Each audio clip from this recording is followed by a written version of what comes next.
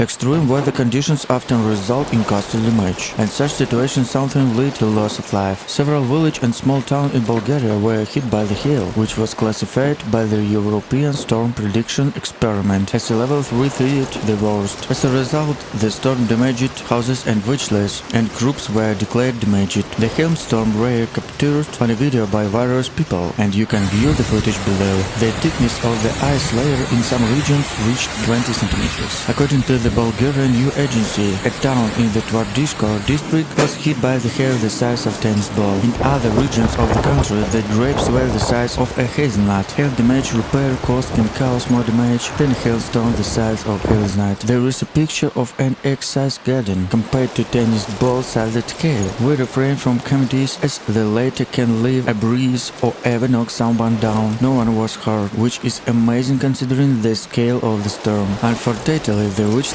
owners' hail damage is difficult to repair ever with modern techniques. We mean Paintless Dent Repair, a solution for minor death on wishless bodies that can be repaired as long as the paint hasn't cracked.